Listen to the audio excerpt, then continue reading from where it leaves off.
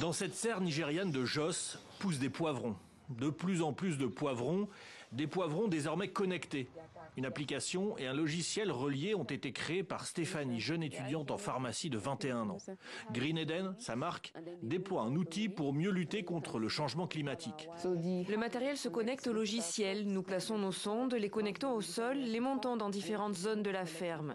Cela permet de collecter la température, l'humidité, la teneur en humidité du sol. Son client ici s'appelle Dan Dam. À 34 ans, cet analyste informatique développe son activité agricole et désormais son outil, c'est un téléphone. Dans sa serre, ses plantations sont donc reliées entre elles et les capteurs lui donnent toutes les informations nécessaires. Même quand je suis absent, je vérifie l'humidité du sol. Cela me donne une indication sur la façon et le moment d'arroser ou non.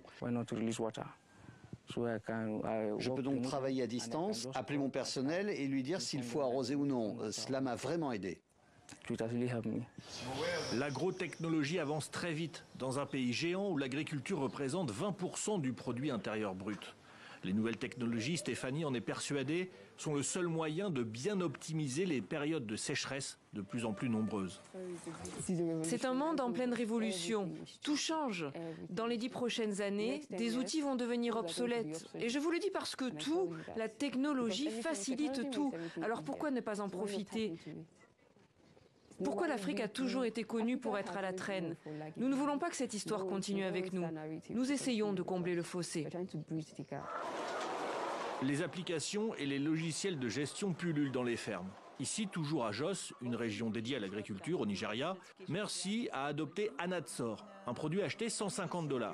Cette éleveuse de volailles a déjà validé l'outil. Elle a fait confiance à Sarah, la créatrice de l'application, seulement 21 ans.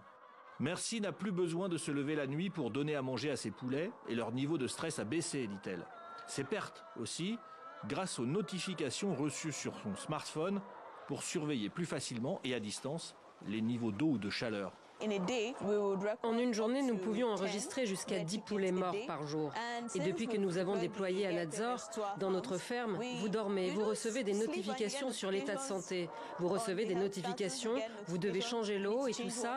Et cela a été vraiment utile à la ferme. Et le taux de mortalité a également chuté à 0,2%. Pourtant, les critiques pointent.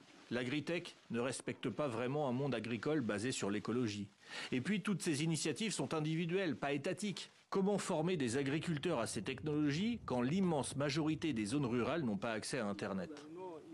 Mais ces jeunes entrepreneurs regardent loin dans le futur. Tout est bon à prendre pour lutter contre le changement climatique. De bonnes récoltes sont plus que nécessaires.